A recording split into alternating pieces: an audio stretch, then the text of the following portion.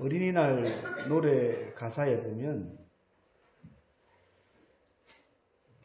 다 같이 둥근 이 지구를 걸어 나가면 온 세상 어린이가 만난다, 이런 가사가 있습니다.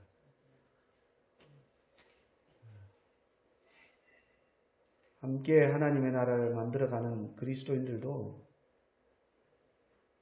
우리가 그렇게 할 수만 있다면 손을 잡고 이 소정교회에서부터 출발하면 온 세계 그리스도인들이 손을 잡고 하나님의 나라를 만들어갈 수 있을 것인데, 오늘 어린아이처럼이라는 말씀의 제목으로 함께 은혜를 나누고자 합니다. 오늘 말씀을 보면 예수님께서는 왜 어린아이들을 껴안으시고 그들에게 손을 얹어서 축복하셨을까라는 생각이 듭니다. 어린아이니까 당연히 예뻐서 그렇게 하셨다고 단순하게 접근할 수도 있습니다.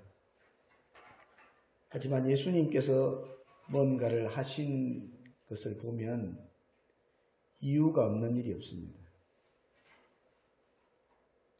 제가 우리 막둥이를 키우면서 가만히 보면 저 꼬마 5살짜리 저것도 뭔가 생각이 있어서 움직이고 뭔가 꿍꿍하게 있어서 뭘 하더라고요.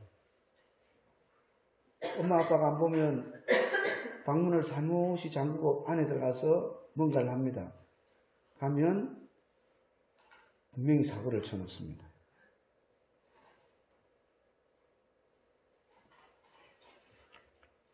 조그만 어린아이도 그런데 예수님께서 이 어린아이들을 안고 그들에게 손을 얹어 축복하시고 기도해 주셨을 때 단순한 사건이 아니라는 겁니다.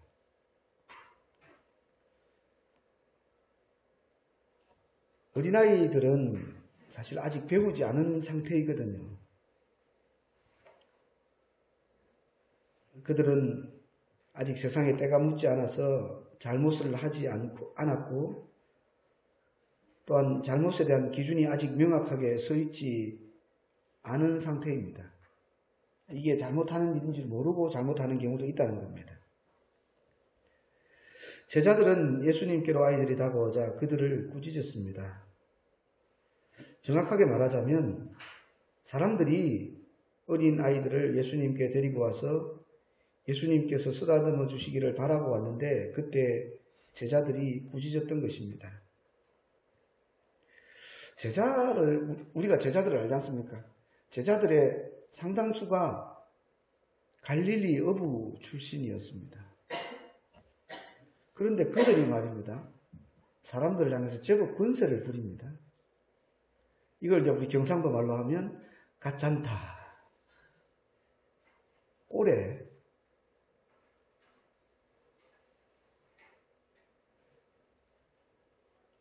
갈릴리 어부 출신들이 제가 어부를 하찮게 보는 게 아니라 그 당시의 사람들의 기준을 말씀드리는 겁니다. 제가 하찮게 보는 게 아니에요. 저는 어부를 하찮게 안 봅니다. 극한 직업이라는 그 다큐를 제가 한 번씩 보는데 어부들 보면 돈 엄청 잘 벌더라고요. 요새 세상의 기준이 돈 아닙니까? 저는 그분들에 비하면 아주 발바닥입니다.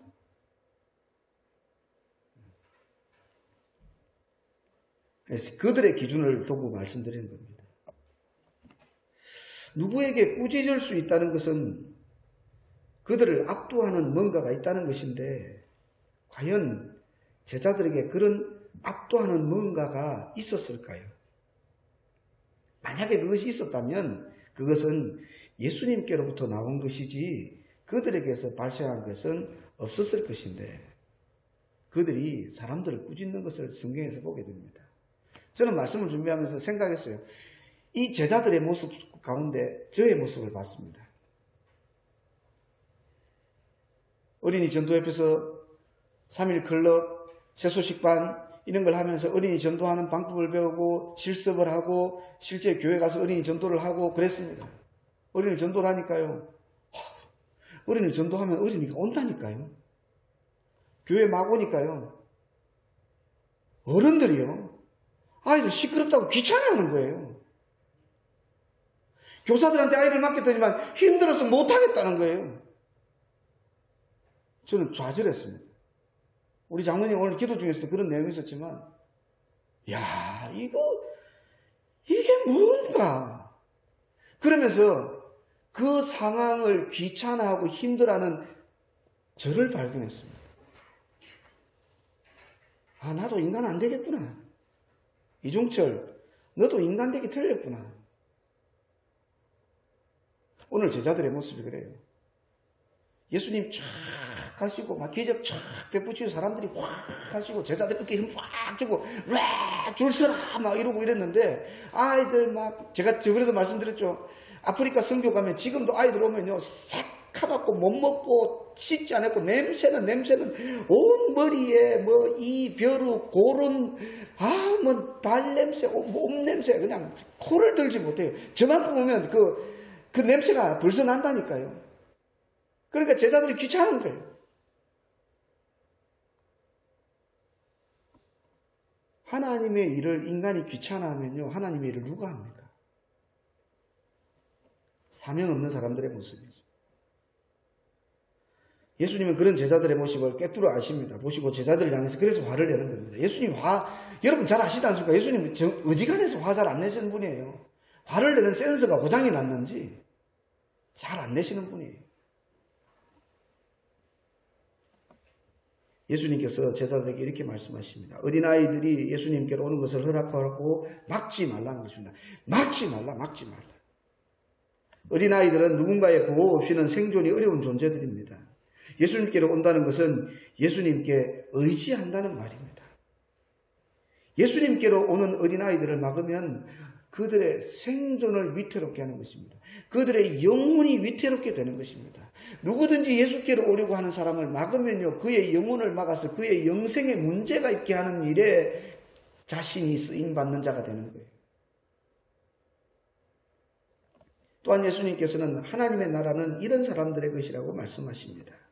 여기에 이런 사람은 첫째, 어린아이들과 같은 사람들입니다. 어린아이들입니다. 맑고 깨끗한 심령의 상태, 그리고 죄를 향해 나아가기보다는 예수님을 의지하고픈 마음으로 예수님께 나아오는 어린아이들을 보고 하시는 말씀입니다.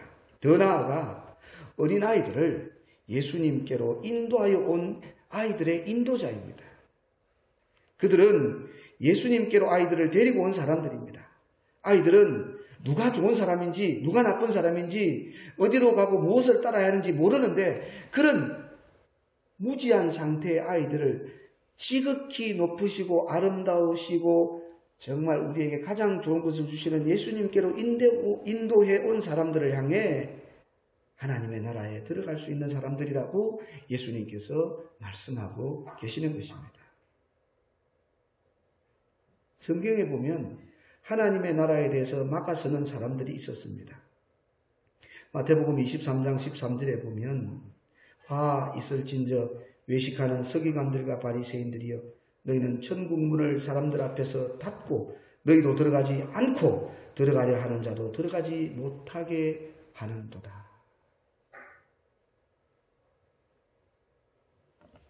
요즘 정치가 혼란스러워서 TV 토론을 자주 하더라고요. 정치가들. 어저께 저도 설교를 준비하고 KBS 1회 12시까지 하는 토론하는 걸 봤는데요. 옛날 한나라당 때 원내대표였던 정우택 그리고 고성국 TV를 운영하는 고성국 평론가 그 사람 극우 세력이죠.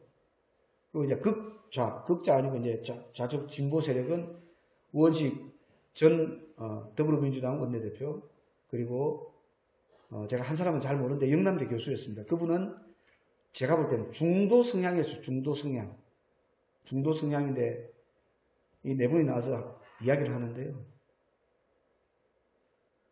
절대로 자기 생각을 굽히지 않는 거예요. 4인 4색. 지금 우리의 현실입니다. 상대방이 말을 하는데 상대방이 말을 듣지 않는 거예요.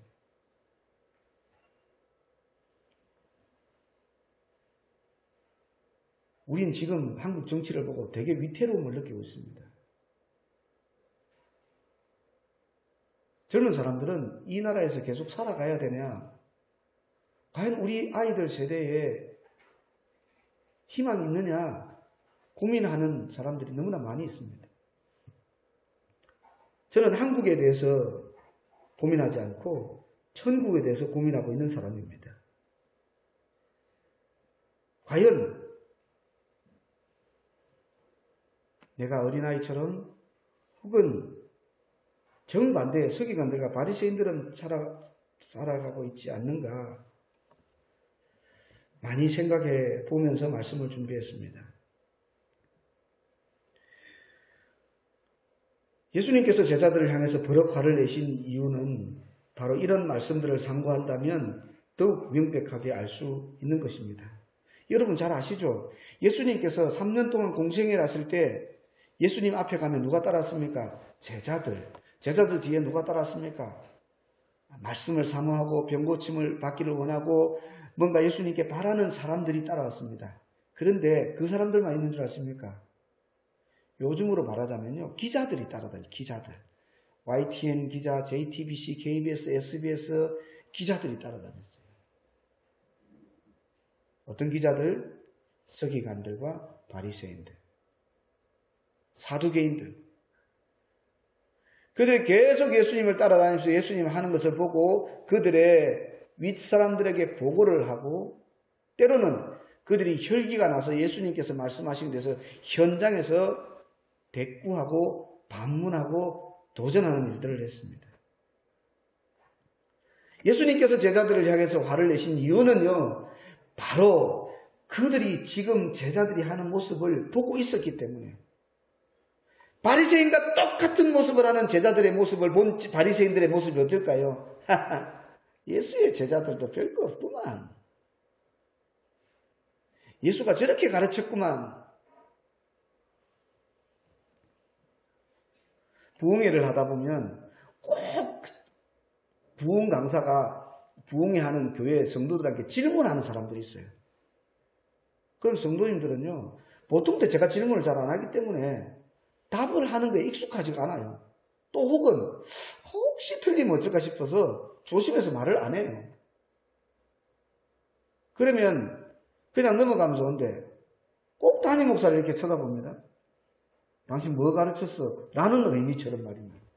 되게 기분 나쁩니다. 그런 강사들은 다시는 그 목사가 안 부르죠. 그리고 소문을 냅니다. 야야야, 그 목사 부르면 안 되겠더라. 괜히 불러갖고 은혜도 안 끼치고 화만 나더라. 일이 되거든요. 근데 한국교회 부흥사들이 80년대, 90년대 부흥사들이 대부분 그런 사람들이었어요. 그래서 부흥회가 사그라들어 버렸어요. 부흥회라는 게 사실 좋은 면도 있거든요. 찬물을 확 교회에 가서 끼얹어버리고 하니까 안 하는 거예요. 저도 목사지만 목사들이 속이 좀 좁거든요.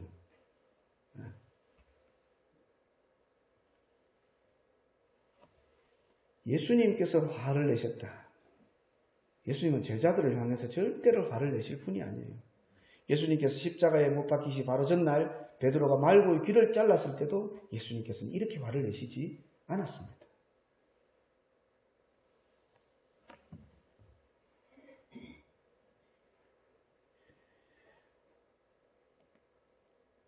오늘날 보면 우상숭배하는 자들, 이단의 사수를 전파하는 자들, 믿는 자라면서도 믿음의 이치대로 살아가지 않는 무지한 자들, 이 모든 자들이 자신들도 천국에 들어가지 않고 다른 사람마저 천국에 들어가지 못하게 막아서는 자들입니다. 그래서 이단은 뿌리를 뽑아야 되는 겁니다. 일전에도 말씀드렸지만 천부교라는 이단 종파가 있습니다. 그들은 어린 소녀들만 포교합니다. 도대체 어린 소녀들만 포교하는 이유를 모르겠습니다만 어린아이들을 향한 이단의 집착은 천부교뿐만 아니라 신천지도, 안상홍 정인에서 시작된 장길자의 어머니 하나님의 교회, 여기는 토요일날 예배를 드리거든요. 어린아이들이요 관광버스로 몇 대씩 들어가요. 거기서 세뇌가 되는 거예요. 그들의 계획은 그겁니다. 10년만 지나면 이 아이들이 청소년이 돼서 그때부터는 절대로 부모 말 안 듣는다. 누구 말만 듣는다. 그들이 심어놓은 말만 듣는다. 요즘 전화기에는 유심을 꼽죠. 유심. 네. 그들이 유심을 꽂으려고 하는 거예요. 어린아이라는 전화기에 유심을 꽂아 놓는 거예요. SK텔레콤 유심을 꽂아 놓으면요, SK텔레콤 망으로만 통화할 수 있는 거예요. KT 유심을 꽂아 놓으면 KT에서 전화요금을 받고 KT에서 통신 서비스를 제공하는 거예요.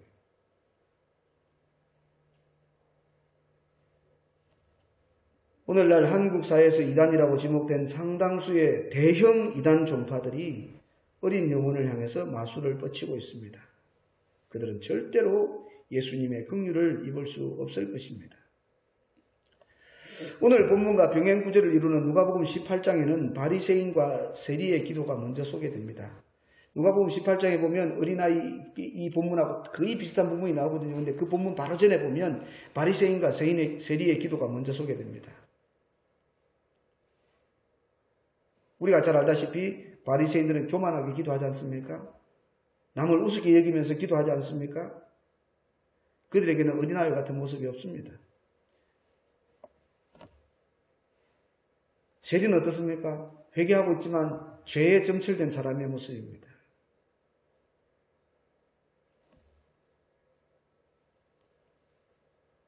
예수님께서 말씀하실 때 혹은 제자들이 그 말씀을 복음서로 기록할 때 나름대로 의도를 가지고 기록하고 있는데 어린아이에게는 바리새인과 같은 모습도 세리와 같은 모습도 없다는 것을 강조하고 있습니다. 오늘 마가복음 10장에는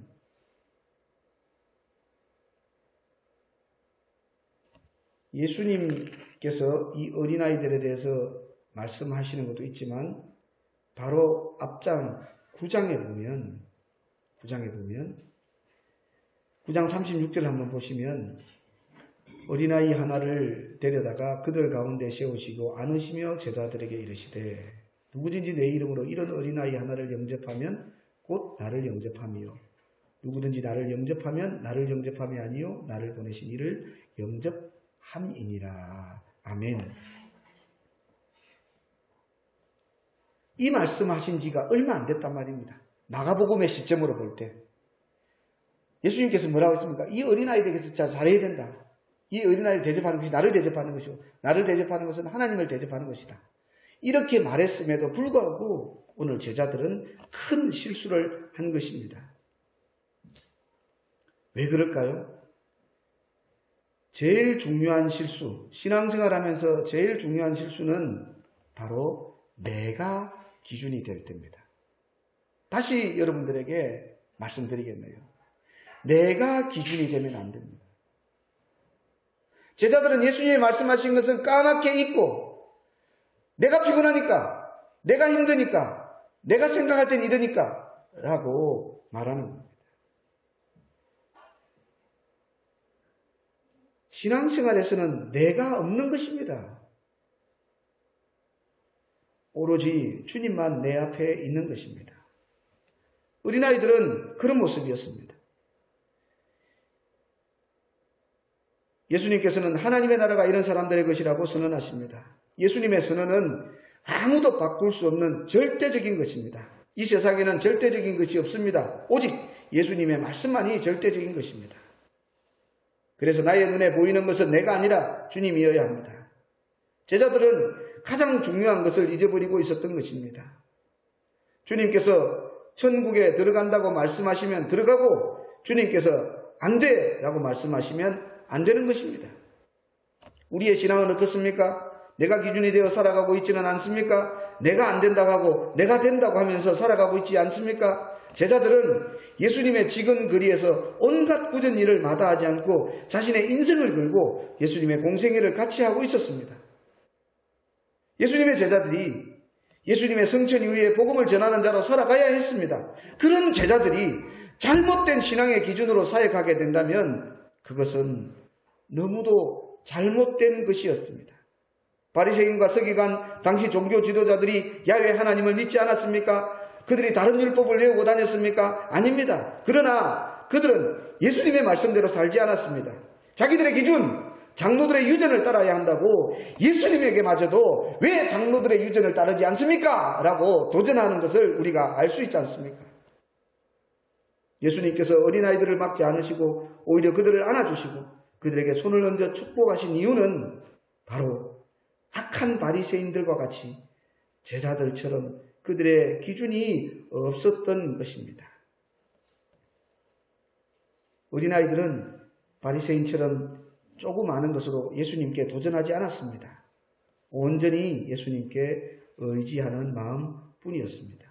마태복음 18장 4절에 보면 그러므로 누구든지 이 어린아이와 같이 자기를 낮추는 사람이 천국에서 큰 자니라 이렇게 말씀합니다.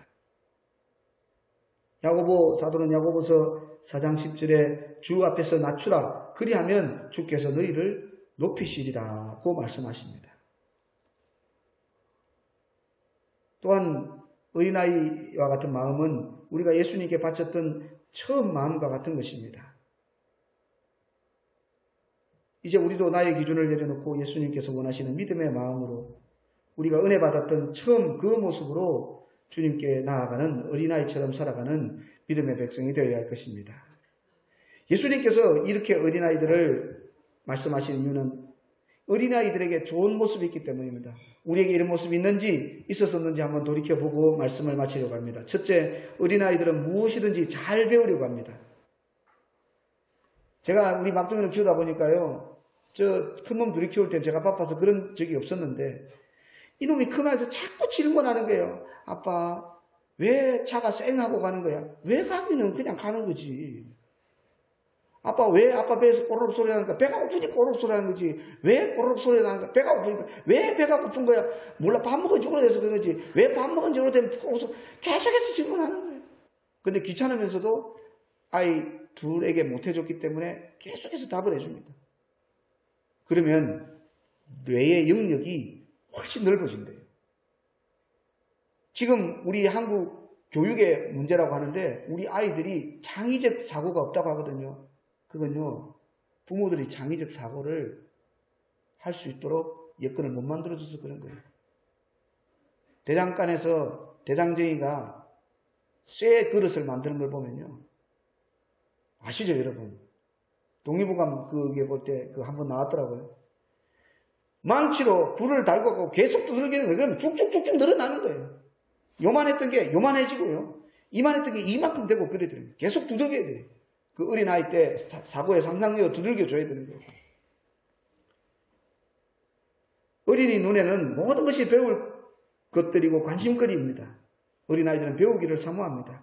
이와 같은 어린아이의 특성을 지닌 신앙이 바로 심령이 가난한, 예수님께서 팔복에서 말씀하신 심령이 가난한 자는 복이 있다고 하신 그 어린아이와 같은 마음이 예수님께서 어린아이와 같이 되어야 된다고 하시는 말씀이라고 볼 수 있는 것입니다. 두 번째로는 어린아이들은 시키는 대로 혹은 하자는 대로 합니다. 한두 살 먹은 어린아이들을 어른들이 왜 그렇게 좋아합니까? 해보라면 하거든요. 하자는 대로 하거든요. 부모가 무엇을 시키면 곧잘 순종합니다. 어디를 데리고 가도 순응합니다. 그런데요, 조금만 자라면요, 안 갑니다. 시킨 대로 안 합니다. 지고짓대로 하려고 합니다. 우리 주님께 첫 은혜 받았을 때 어떻습니까? 주님, 아골골적 빈들이도 제가 가겠습니다. 주님, 저는 교회에서 제일 낮은 자의 모습으로 허드렛 일만 시켜줘도 감사하겠습니다. 시편 기자의 고백처럼 제가 성전 문지기로 있어도 성전에서 평생을 살아갈 수 있으면 좋겠습니다. 그렇게 고백했는데 어느 날 교회에서 큰 소리치고 삿대질하고 힘든 일만 보면 도망다니기 시작하는 모습이 우리에게 없는지 우리는 돌아보아야 되는 것입니다. 다음으로 어린아이들은 선한 의지를 지니고 있습니다. 어른들이 묻습니다. 커서 뭐 될래? 착하고 훌륭한 사람 될 거예요. 의사 될 거예요. 대통령 될 거예요. 국회의원 될 거예요. 국회의원 나쁜 놈인데 막 될 거라고 합니다. 강도 될래요. 전 도둑이 되고 싶어요. 저는 깡패가 될 거예요. 이렇게 말하는 어린아이들을 본 적은 저는 한 번도 없습니다. 항상 선한 양심을 가진 성도들이 되라는 주님의 모습이 어린아이처럼 되라는 말씀이 아닐까 봅니다. 또한 어린아이들은 모방을 잘합니다. 유대인 경언에는 아버지가 집에서 한 말을 어린이가 밖에서 말한다는 말이 있습니다.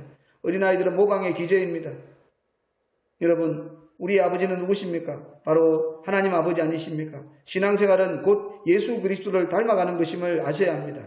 예수님을 믿으면 그분을 닮아가야 하는 것입니다. 어린아이가 그 아버지의 말을 따라하듯이 말입니다. 마지막으로 어린아이들은 공통된 선한 특성이 있습니다. 부모를 전적으로 신뢰한다는 겁니다. 우리 우스갯소리 있죠? 목욕탕을 갔습니다. 아빠가 목욕탕에 들어가서 시원하다. 그러니까 아이가 들어갑니다. 시원할까요? 안 시원하죠? 자기가 판단하지 않고 자기가 경험하지 않았지만 아빠가 시원하다 하니까 뜨거운 물에 붕덩 들어가는 거예요. 저는 우리 어머니가 저를 낳는 걸 한 번도 본 적이 없습니다. 그런데 저는 내 어머니가 내 어머니라고 확신합니다. 그걸 의심하는 부모가 어린아이들은 없습니다. 또 무슨 일만 생겨도 가장 먼저 부모를 찾습니다. 아빠, 엄마. 너무 불러서 귀찮을 정도로 불러 제낍니다. 부모님이 말씀하면 절대 진리로 여깁니다. 성도 여러분, 주님께서는 여러분들이 예수님만을 절대적으로 신뢰하고 당신의 말씀을 절대 진리로 의뢰하는 신앙이 될 것을 어린아이처럼 되어야 된다고 오늘 말씀하고 있는 것입니다. 주님을 상대적 신뢰자, 즉 여기도 믿을 수 있고 저기도 믿을 수 있고 그런 상대적인 신뢰자라 보고 다른 것들을 따라가는 그런 우상 숭배자의 모습이 아니라 주님만 의지하여 천국에 들어갈 수 있는, 천국에서 큰 자로 살아갈 수 있는 어린아이처럼 살아가는 주의 백성들 되시기를 간절히 축복합니다. 하나님 감사합니다. 처음 신앙을 다시 회복하기를 원합니다. 주님의 말씀만을 듣고 기뻐하며 주님의 말씀대로 순종하며 주님 부르며 주님을 따라가기를 소망하며 주님 아니면 아무것도 안 된다는 절대 신뢰, 절대 의뢰를 가지고 살아가기를 원합니다. 의지합니다. 주님 의지합니다. 고백하며 살아가는 어린아이 같은 우리 신앙이 될 수 있도록 주의 성령께서 우리를 다시 한번 은혜의 골짜기로 인도해 주시옵소서. 이 귀한 어린이 주일 어린아이처럼 되어서 천국에서 주님과 영원한 삶을 살기를 소망하는 주의 백성들에게 은혜 주시기를 원하오며 예수 그리스도 이름으로 기도드리옵나이다. 아멘. 찬송가 560